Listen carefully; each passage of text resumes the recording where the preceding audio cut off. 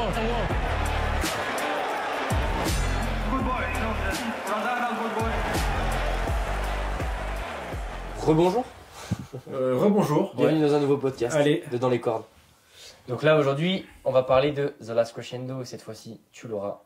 Ouais, c'est la carte du siècle, on va dire. Ouais. La carte d'ailleurs, je crois qu'on a nommé la première partie carte du siècle. Ouais, pas mal. Franchement, elle fait rêver cette carte, même si, petit accident de dernière minute, apparemment Scofield a la fièvre. Et Mais pas celle du samedi soir. Voilà, quand je dis qu'il a la fièvre, c'est la fièvre, vraiment la fièvre, et il a annulé son combat contre Stevenson. Bon, c'est du pas de bol. Je pense que ça arrive. Les mecs, ils s'entraînent comme des fous. Une semaine avant le combat, ils voyagent. Ils ont le système immunitaire qui est un peu détruit par leur effort. Ça arrive assez souvent. Hein. Ouais. Je me souviens que Golovkin, il avait affronté je sais plus qui. Bon, il l'avait littéralement défoncé. C'était contre Brook, l'anglais. Et après, le mec, il dit qu'il avait 39 de fièvre pendant le combat. Tu dis, ok, merci Golovkin. Ouais, c'est sûr, ouais, c'est clair. Ouais, mais ça arrive, ouais. Mais là la problématique par rapport à ça c'était qui va être le remplaçant parce que malheureusement comme d'habitude avec les noms comme Shakur Stevenson souvent on prend un mec Je t'avoue que qui est pas très connu. j'attendais mon téléphone qui sonne. Et ouais, Parce que moi, me faire déboîter par Stevenson pour Ça aurait- quelques centaines de ça milliers, peut être sympa. ils auraient pu penser à moi quand même. Ouais. Franchement. Et du coup à qui ils ont pensé? Tu l'as là? Non, je l'ai pas. Alors Non, je j'ai vais des te boules. dire il s'appelle Josh Padley. Padley, c'est un Irlandais? Alors je vais te dire ça, Josh Padley. J'ai vraiment. Alors j'ai regardé tout à l'heure un petit peu. Bon, c'est 15-0, ok, mais tu vois, 3 étoiles box Il est rec. classé combien sur le WBC là? Faut-il, Alors attends, là j'ai. Parce que je crois que Scofield était classé 13e. De toute façon, Stevenson, Scofield, il faut dire ce C'est qu'il un est. britannique. Ah, britannique, ouais. C'était pas un gros combat. Je veux dire, Scofield, c'était vraiment un underdog, comme on dit, quoi. C'était un mec que normalement Stevenson devait battre assez. Il y avait, Facilement. voilà, on disait peut-être que Scofield va avoir la puissance pour poser des problèmes à Stevenson. Mais dans tous les cas, le classement de Scofield, normalement Stevenson ne devrait pas, à ce niveau de carrière, affronter des mecs de ce classement. Donc là, je pense que peut-être que le mec que tu dis est peut-être limite plus dangereux que Scofield. Après, moi, sans vouloir dire de bêtises, mais je pense que Shakur Stevenson, en fait, sur la carte, c'est celui qui a le combat le plus facile. Ah ouais. Non mais ouais. C'est souvent la même chose. Hein. Et attends, du coup, Pradley... Alors, Padley, Josh Padley, Ah ouais, Padley. Padley. Parce que là, tu vois, tu m'as montré sa tête, et en fait, ça me dit quelque chose. Alors après, il a eu un combat contre Mark Chamberlain. Ok. C'est 3 étoiles sur BoxRec. C'était apparemment un bon combat, tu vois. Après, voilà, c'est du 15-0. C'est un gars qu'on connaît pas trop. Carrière amateur ou 29 pas? ans. Alors en carrière amateur, on est non sur une défaite en amateur. Alors bon, après, Ok. ouais, Par c'est contre, toujours il a- compliqué. Hein. C'est toujours compliqué parce que je comprends pas pourquoi il n'y a pas de combat amateur. C'est un peu. Bah après, sur BoxRec, il n'y a pas forcément... Après, c'est peut-être parce qu'il est méconnu aussi du grand public. Ouais, voilà, ouais. Doherty, là, je regarde un petit peu. Écoute, après, il faut aussi se méfier, parce qu'il y a quand même un truc en boxing, en boxe, qui arrive assez souvent. C'est que les remplacements de dernière minute, Ouais. souvent, ça porte la poisse. Hein. On se souvient de Joshua et Ruiz. Ruiz, c'était un remplacement de dernière minute. Après, quand tu prends Ruiz, tu prends pas le meilleur remplacement Ouais, de la mais minute. à l'époque, Ruiz, c'était un mec qui était... Enfin, voilà, s'ils l'ont accepté, c'est parce qu'ils pensaient qu'ils allaient pouvoir le battre facilement. Bon, ça s'est pas fait. Alors moi, je vais être honnête, tu vois, là, le nom est tombé là dans la journée, puisque voilà, c'est récent Ouais. l'info. Donc j'ai pas eu l'occasion de regarder les combats. Après, Ruiz, moi c'est non vrai plus. que quand tu regardais son style... Ouais, non, mais il Ruiz fait avait quand peur. même des bons Il fait combats peur. contre Parker et tout, donc Ruiz, Là, c'était... je sais pas trop quoi en penser. Franchement, j'ai hâte de voir. Hâte de voir parce que... C'est vrai qu'en amateur, il a rien sur BoxRec. En fait, après, pour moi, c'est du qui tout double. C'est soit le mec qui vient, il va se faire déchirer, parce que dans tous les cas, c'est comme ça que ça doit se passer. Soit il va arriver avec la niaque, et peut-être que sur un coup de génie... Tu sais, la boxe, finalement, tu te rends compte qu'à niveau pro, des fois, tu peux vraiment être surpris. Et, Ah non, mais et ça c'est peut le sûr. faire. Hein, ça peut le faire. Après, là, tu vois, je vois, il est classé 5e national, et il est classé 55e mondial. Donc, honnêtement, un mec comme Stevenson, il est classé 2e mondial dans la catégorie. Je pense que vraiment, c'est pas. Je pense que ça va être compliqué. Après, Ouais. bravo à lui. Et franchement, beaucoup de courage pour monter là au dernier moment aussi. Parce que bon, le gars sait hein, quand il vient qu'il va monter quand même contre Shakur Stevenson et qu'il va pas être là pour qu'on le fasse gagner. Ouais. Donc écoute, on verra ce que ça donne. C'est pas le combat qui m'a hypé le plus. Hein. Non, moi Honnêtement, j'étais vraiment emballé. Enfin, le seul truc qui m'emballait sur le combat Scofield-Stevenson, c'est parce qu'il y avait une possibilité de voir Scofield gagner et ça me faisait plaisir.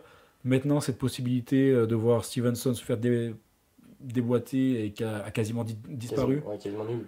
Et quand je vois que Stevenson, de toute façon, avait la deuxième. Il était juste avant Bivol et Beterbiev. Dans le classement, dans les combats, quoi, dans l'ordre des combats. Alors non, normalement, t'as Daniel Dubois juste à. Ah, ok. Ouais. Et je trouve que ça, par contre, c'est vraiment cool, tu vois. Ouais. Parce qu'en fait, du coup, ça faisait Stevenson, Dubois et Beterbiev Bivol.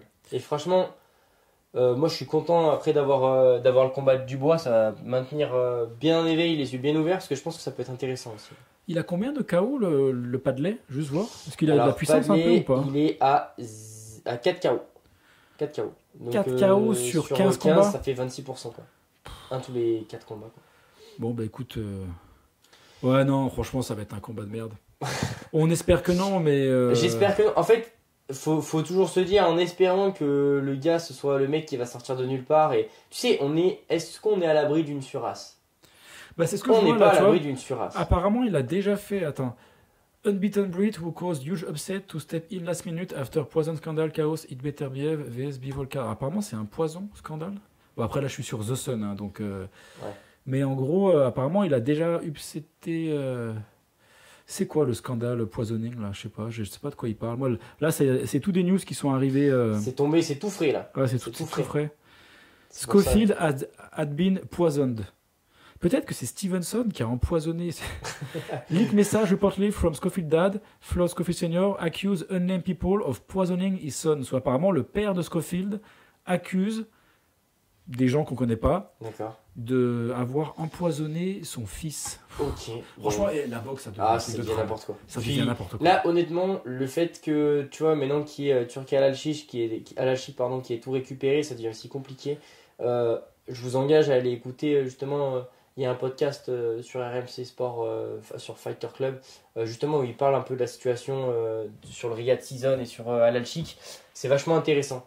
C'est vachement intéressant comment ils expliquent qu'en fait, dans une génération de boxeurs, les mecs en fait, seront un peu obligés d'être adoubés par Al-Alchich et perdront vachement en dot de combat parce que de base ils ne seront pas connus et que du coup ils pourront beaucoup moins. Ça sera que du business. Ce sera que du business et en fait il n'y a que les grands qui gagneront et je vous engage à aller voir ça. Je pense que voilà, là ça va être.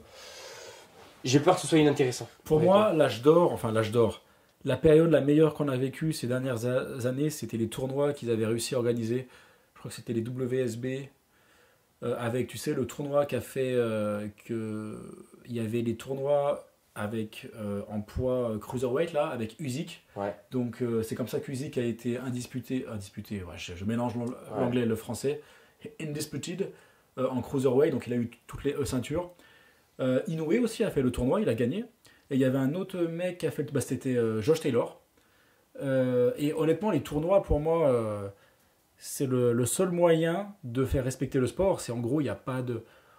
Tu acceptes le tournoi, tu gagnes tes combats, il n'y a pas de négociation avec l'autre personne, je veux lui, je veux pas lui. Les tournois, c'est le seul truc dans le sport qui fait qu'on respecte les victoires. Alors là, la boxe, on est très très loin. Et puis ce qui est dur, c'est de comprendre pourquoi il y en a un qui va être payé, par exemple, comme là, 65 millions et l'autre qui va être payé 7. C'est ça. Parce que mine de rien, si aujourd'hui tu respectes Inoue ou un mec comme Fury, Usyk, mais c'est parce que les mecs, en fait, ils ont battu tout le monde. Oui, et puis c'était même pas forcément une question d'argent au début. Non, ouais. Là, mais non, alors oui, forcément, là. Il y a le salaire d'Usyk qui est tombé cette année, il fait partie des sportifs les plus payés. Mais en même temps, voilà, c'est mérité, c'est sur du long terme. C'est à la fin de ta carrière, tu as battu tout le monde. Usyk, je pense que quand il a été, justement, il a eu toutes les ceintures cruiserweight, il s'est fait un peu d'argent, mais je pense pas qu'il se faisait plus de 10 millions à chaque combat. Mais à la fin de sa carrière, c'est devenu une star. C'était quoi son payday là? Il faisait là, 70 millions, je crois qu'il a pris quelque chose, c'était son dernier combat. 50, un truc comme ça. Voilà, ouais, c'était un truc de fou. Bon, on s'écarte un petit peu du sujet, mais. Un peu. Ce qui est sûr, c'est qu'apparemment, le Padley, son dernier combat, ça a été une énorme surprise contre Marc Chamberlain. Ouais. C'est ce que je dis là. Apparemment, Chamberlain, qu'honnêtement, je connais de nom, mais je ne l'ai pas en tête là, apparemment devait vraiment gagner et Padley a réussi à. À faire tourner la vapeur. Donc on va voir s'il arrive à faire ça avec Stevenson. Voilà. Écoutez, Ça va pas empêcher de dormir, tu vois. Je pense pas que ce soit le combat qu'on attende le plus. Quand je pense à Ortiz contre Madrid et Drimov, j'ai des frissons. Ouais, bon. Stevenson, ça me donne envie de bailler un petit peu, quoi. Ouais, et puis bon, le combat me fait parler aussi, Zhilei Zhang, moi ça me choque beaucoup. Et après. Ouais. Vas-y, les angles, je voulais revenir un peu sur ça, parce que c'est vrai que la dernière fois qu'on a parlé dans l'épisode précédent, Kabayel, en fait, je connaissais pas de nom, c'est quand même un gros client. Il a mis, en fait, moi je l'avais vu mettre KO un énorme russe qui s'appelle Maduremov, je sais pas si tu l'as. Je vais trouver Un ça. nom bien russe que là j'ai pas en tête.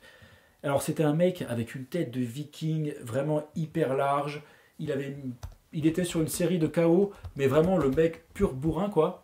Et Kabayev qui a quand même une bonne base en boxe. L'avait mis KO assez facilement avec des coups au corps. Alors moi je connaissais pas du tout Kabayev, mais j'avais été impressionné par le combat. Et donc du coup, tout de suite là, en sachant que c'est lui, Zhang, alors je vais toujours favoriser Zhang parce que bon bah le bras parcours. gauche, ouais, et puis le bras gauche parcours, de Zhang et tout ça. Par contre Kabayev, en fait gros client, ça risque d'être un. Je pensais que ça allait être un combat un peu spectacle. Je pense que ça peut être un gros combat. Makhmoudov. Makhmoudov, ouais. Et tu vois des photos du mec, il est hallucinant, quoi. On dirait vraiment un viking dans une série TV, quoi. Mais du coup, ouais, Zhang Kabayev, ça peut être un super combat, quoi. Et dans une catégorie de poids, alors sûrement, ouais. C'est quoi? C'est du heavyweight aussi? Ouais, c'est du poids lourd. Hein. Daniel Dubois, c'est du poids lourd au même titre que Zhilei Ah Zhang. ouais. Donc deux gros coups, putain. Parce que là, on va parler aussi de Daniel Dubois et Joseph Parker, ça va être un Bah, sacré du coup, combat on peut en aussi. parler maintenant. Ouais, On commence on à- ouais, peut ouais. embrayer dessus. Ouais. On embraye. Moi, c'est un combat qui me hype, honnêtement. Moi, Daniel Dubois, j'ai hâte de le revoir boxer. Bon, en plus, surtout sur cette carte-là, quoi. Qu'est-ce Ouais. que tu peux nous en dire, toi, Romain? Bah, moi, Daniel Dubois, honnêtement, alors je sais pas s'il va être champion du monde, si c'est le prochain gros heavyweight, on va dire, à prendre toutes les ceintures à Usyk. Par contre, je dois avouer que déjà dans sa carrière, il a un comeback incroyable. Parce que Dubois, je me souviens que tout le monde en parlait, genre tout le monde était un peu hypé sur lui. Et il avait perdu contre Joe Joyce. Il avait abandonné le combat, je crois, au 10e round, parce que Joe Joyce l'avait, pendant 10 rounds, lui avait mis des jabs sur le même œil. Et à la fin, je crois qu'il avait l'os du crâne, orbital bone. Donc l'os, je sais pas comment ça se dit en français. L'os orbital, ouais. Ouais, un truc comme Orbite, ça, ouais. ouais. Ici, ouais. Et donc du coup, pété, il voyait plus rien, il avait décidé d'arrêter le combat. Et après ça, ça avait été un peu... il a traversé du désert pour Dubois. Il avait même fait un combat contre un mec qu'il aurait dû exploser, mais genre en un round. Et Dubois était allé au tapis 3 fois dans le premier round. Ok. C'était un combat de chiffonnier, n'importe quoi. Le mec, Dubois avait mis KO l'autre mec au bout du 3e round, je crois, mais vraiment d'une Kevin manière... Lerena, ouais. Ouais, d'une manière sale, tu sais, genre tu voyais le combat, t'as l'impression que c'était vraiment des amateurs. Et à ce moment-là, Dubois, moi je m'étais dit, pouah, il va en chier pour remonter, quoi. Et après, quand même, il a perdu contre Usyk. Mais contre Usyk, il y a eu le petit truc, tu sais, où il avait mis le coup assez bas Oui. sur Usyk. Ouais. Usyk était allé au tapis, ça n'était pas été compté et tout ça. Et après, il y a quand même l'incroyable performance contre Joshua. Ouais, bien sûr. Et puis, il a pris du client. Hein. Il y a aussi Argovic sur le Effectivement, parcours. alors, je tiens quand même à dire un truc sur Dubois. Le mec est super sale. Enfin, dirty, comme on dit en anglais. Faut vraiment faire gaffe. Il laisse traîner ses coudes un peu partout. Contre Ergovic, il lui a foutu des coups de boule pendant tout le combat. Moi, j'ai pas compris. L'arbitre, à un moment, tu fais... Ergovic, en fait, il s'est fait mettre KO. Enfin, il s'est fait battre. À chaque fois que Dubois il rentrait dedans, il rentrait tête la première. Vu qu'il était un peu plus petit que Ergovic se prenait son crâne en pleine gueule. Et à la fin, Ergovic, c'est vrai que bon, il a perdu, mais les coups de tête ont joué vraiment beaucoup dans le combat, quoi. Moi, C'était des abusé. fois, ce que je comprends pas, c'est pourquoi l'arbitre il met pas une pénalité d'un point, tu sais. Et à un moment donné, déjà, les mecs, tu leur expliques, les gars, à la tête, souvent, tu sais, ils le disent, attention, watch your head. Après, Et après, tu mets la pénalité. Mais en fait, tu sens qu'en fait, ça se fait pas trop, parce que institutionnellement parlant, on n'enlève pas trop les points. puis après, Alors que des fois, c'est nécessaire. ça fait partie de la boxe, la triche, tu sais, genre le deuxième combat de Lomachenko là contre le Mexicain Salido. T'as des compiles sur YouTube, le mec met genre 48 coups dans les couilles à Lomachenko. Ouais. Et l'arbitre le voit, c'est devant tout le monde. Même les commentateurs à la fin du combat se rient, ils rigolent quoi, parce qu'en fait le combat aurait dû être arrêté. Et l'arbitre, non, tranquille, il laisse faire. Et là tu te dis, bon, il y a un peu de l'argent qui... C'est pour ça que j'ai hâte de voir aussi l'arbitrage de ce week-end, voir Ouais. un peu comment ça va être drivé. Et petite info stat, est-ce que tu sais c'est quoi le point en commun entre Daniel Dubois et Joseph Parker? Attends, je réfléchis. Les... Non, je C'est lié, vois pas. c'est lié à une défaite. Ils ont tous les deux perdu contre Joy Joyce. Tous les deux. C'est vrai. Et c'est vrai que Joe Joyce a fait une performance incroyable contre Joe Joyce. Joe Joyce a fait vraiment une grosse performance contre Parker. Il l'a vraiment laminé quoi. Et tu sais c'est quoi la dernière victoire de Parker? Donc Mm. qui est du coup l'opposant de Daniel Dubois ce week-end. C'est Zilezang ou Wilder? Ouais. Non, c'est C'est Zilezang. les deux. Il a pris les deux. Ouais. Alors moi je suis pas d'accord avec la victoire contre Zhang. Ok. Mais ça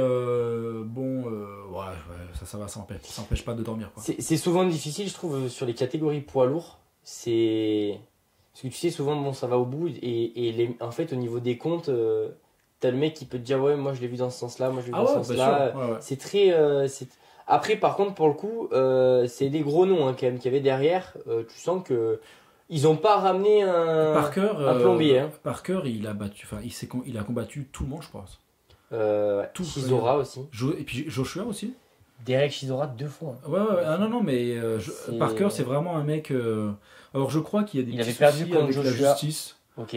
Je crois qu'il peut pas trop revenir en Australie, je crois, ou en Nouvelle-Zélande, parce qu'il Ouais, c'est un Néo-Zélandais. Ouais. il s'amusait on va dire, à être un peu en trafic de coke, je crois. Il y avait D'accord. des rumeurs comme quoi, il fallait pas qu'il retourne là-bas parce que. Ouais, donc ça peut être un peu compliqué. Mais en tout Mais cas, en tout cas, il Parker, pourrait être un Riyad Season. Voilà, il peut. Et Parker, non, en plus, il est super rapide pour un poids lourd. Il a de l'expérience. Dubois, moi j'ai du mal à me dire, parce que sa performance contre Joshua était tellement incroyable. Je sais pas si Joshua l'a pris vraiment légèrement. Ouais, C'est c'est vrai que vraiment au sérieux. Ouais. Joshua, il s'est fait mettre quasiment KO le premier round, et après il a jamais réussi à récupérer, et il s'est fait. Ouais, puis défoncer, Joshua, il est quand même dans une phase qui est vraiment très bizarre de sa carrière où il y a eu vraiment une montée en puissance où on pensait que ça aurait été le prochain numéro 1 et puis incontesté, tu vois. Et en fait, au fur et à mesure, ça a été la descente aux enfers un petit peu. Et même quand c'est les ça vagues. gagne, ça Ouais, gagne ouais. bizarrement, c'est pas. Et là, tu vois, j'ai hâte de voir Daniel Dubois ce qu'il va faire parce que c'est vrai que moi, en fait, ce qui me hype, c'est ce combat. En soi, Daniel Dubois en lui-même, bon, c'est un gars très intéressant.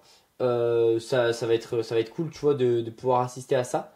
Mais j'ai quand même hâte de voir si Parker peut pas faire quelque chose de sympa aussi, tu vois. Je pense que le combat va être, parce que c'est deux mecs qui aiment bien échanger, Ouais, donc le combat va être top.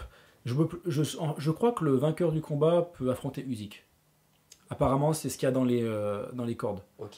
Dans les cordes. Ouais, dans les Sympa, cordes. ça. Et, Ben rêve, t'en es de partout, quoi. et donc du coup, voilà, c'est un peu on verra.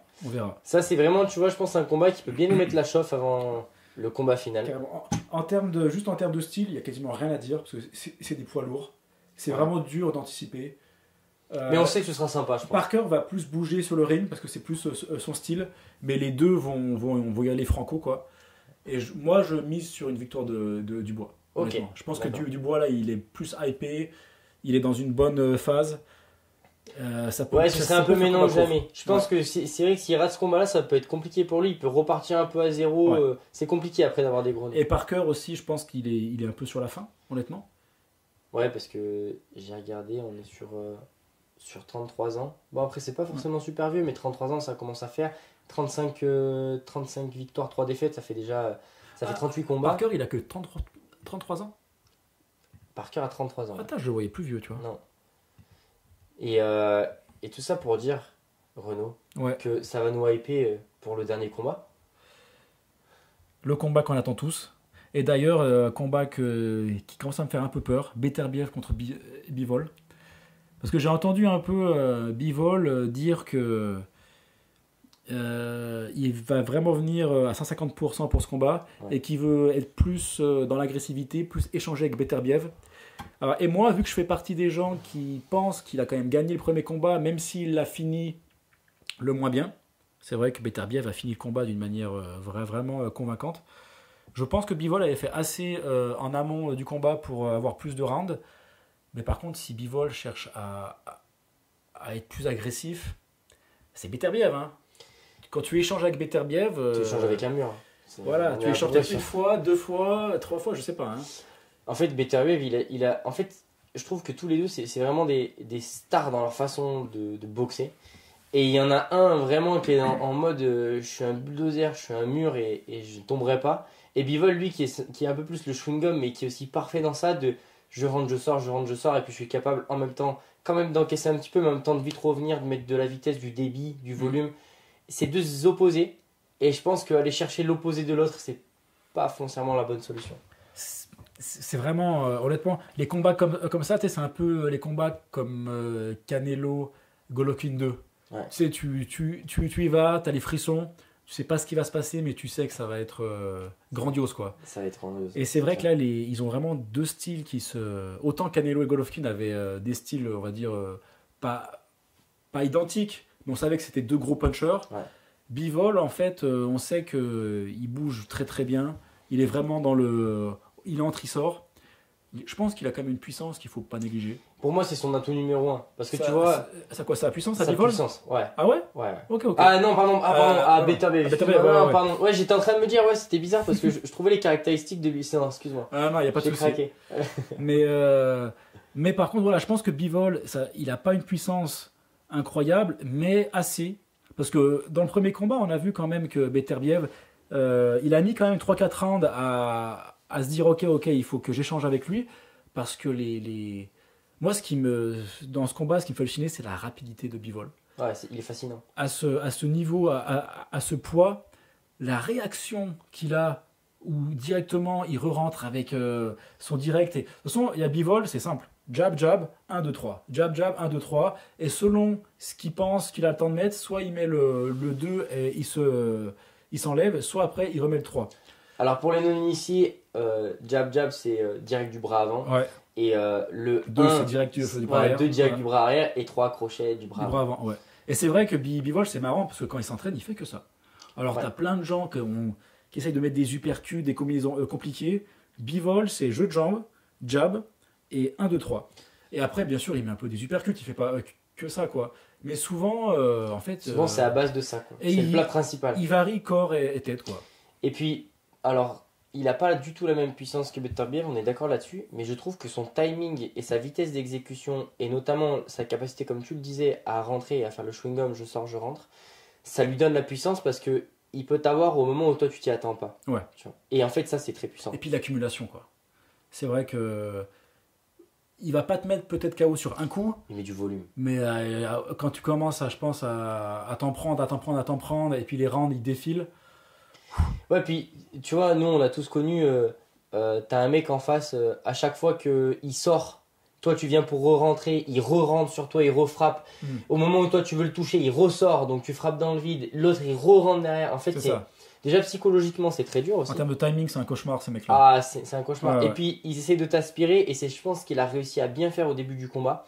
Et puis c'est après ce qui a un peu fait que Beterbiev, après je pense qu'il s'est remis au niveau et il s'est dit bon maintenant on arrête de rentrer dans son jeu et on fait ce qu'on sait faire. Beterbiev, c'est vrai que quand on voit, on a envie de dire il est basique.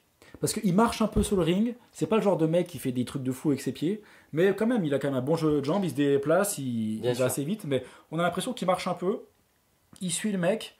Ses coups sont pas super rapides, mais il a un bon timing aussi. Ouais. Mais c'est un concasseur, quoi. Ouais, et puis en fait, tu sens toute la puissance, même tu le vois dans son anatomie au niveau du dos. Ouais. Le mec, il est charpenté, quoi. Le premier combat, il était quand il était en novembre. Enfin, tu parles de la date ? Ouais, le premier combat. Parce que c'est vrai que ça m'étonne que en fait, le deuxième combat arrive aussi vite. Parce que Beterbiev, il est quand même assez connu. D'ailleurs, on va pas lui en vouloir. Il est quand même 39 ans, je crois, 38 ans ou 40 ans. 40. Ouais, c'est encore solide ce qu'il propose. C'est solide, hein, mais c'est vrai que généralement, il se bat pas plus d'une fois ou deux par an avec quand même beaucoup d'espace. Le 12-10-2024. Donc en octobre. Ouais. Ça fait octobre, novembre, décembre. Ouais, ça fait quand même un petit peu, quoi. Ouais, donc du coup, il devrait quand même bien être remis, il n'y a pas de souci. Ouais, puis je pense que ça fait partie de ces mecs où là, en fait, il sent encore. Enfin, Le cash prize, je pense qu'il s'en fout, mais il sent un peu l'adrénaline, tu vois, d'avoir un mec comme Bivol. Ouais, en puis face je pense de lui. qu'ils ont une bonne hygiène de Ouais. vie, quoi. Donc, il y a Ouais, pas puis trop de c'est soucis. des combats, tu sais, c'est comme un Canelo Golovkin. Je pense que les mecs ils sont refaits de faire ces combats-là. Ah Tu bah, vois, en fait, ouais. tu vis pour ça. Et là, c'est le moment en plus où toute la terre entière, dans le milieu de la boxe, où des gens qui s'y intéressent vont avoir les yeux sur toi, quoi. C'est maintenant où.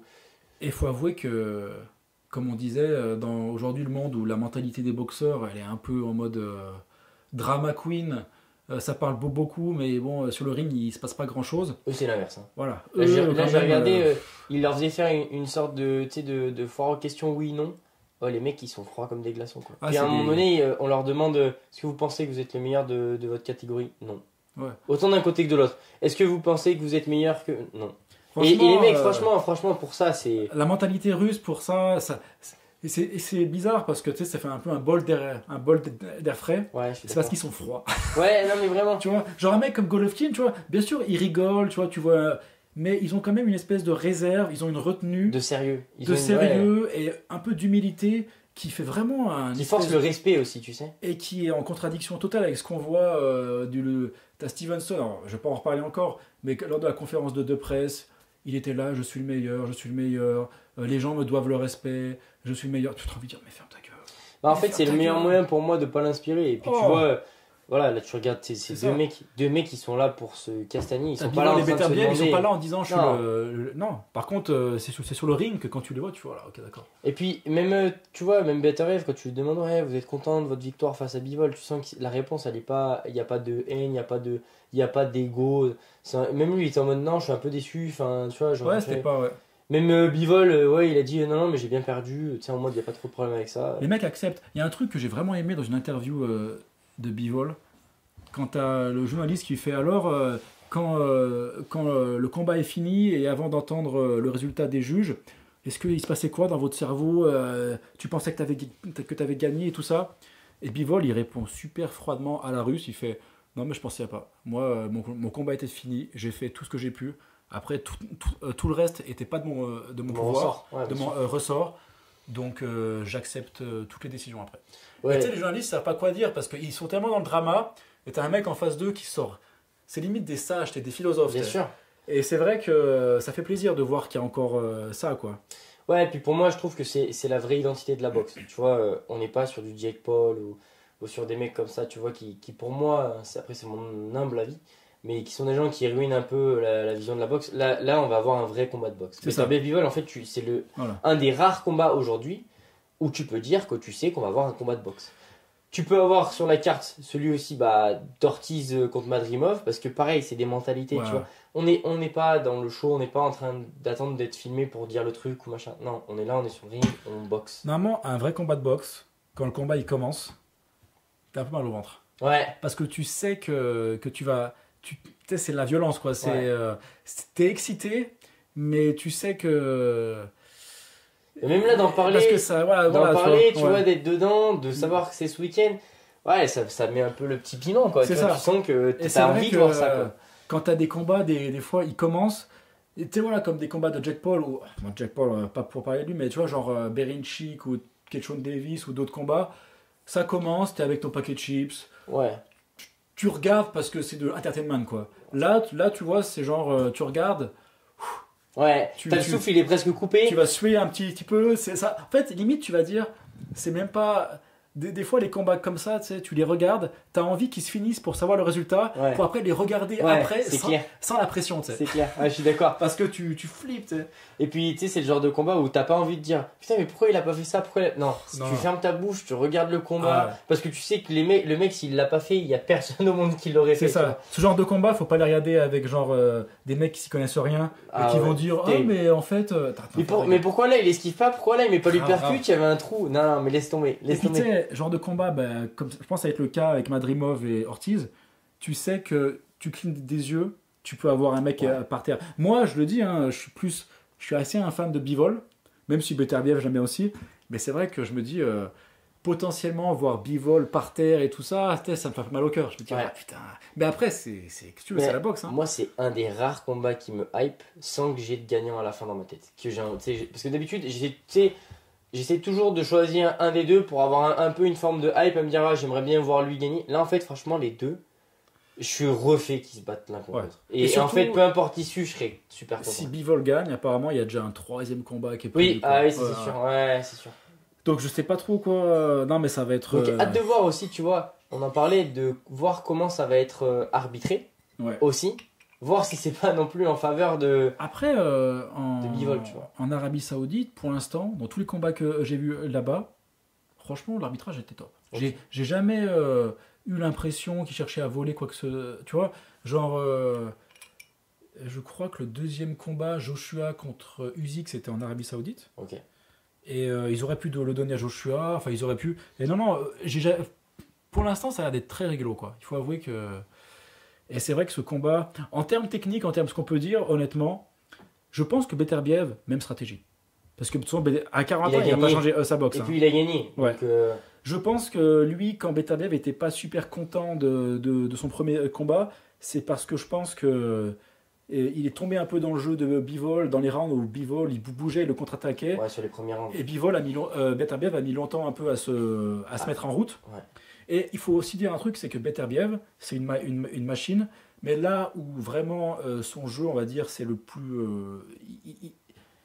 il met, comment dire, là où il montre vraiment ce qu'il Il est, a son pic. c'est quand il arrive à blesser un peu les autres. Ouais. En fait, c'est ça. Il est très très sur la réserve, il a une bonne défense, mais en fait, s'il met un coup et il voit qu'il t'a blessé, Il a une capacité à réagir direct. alors là t'es limité. Bah, c'est la bête blessée, tu sais. C'est ça, c'est ça. Et lui, il va venir te chercher. Et là donc c'est pour ça, je pense que... Et Bivol aussi, ça m'a étonné, hein. Premier combat, il a réussi à échanger avec Beterbiev.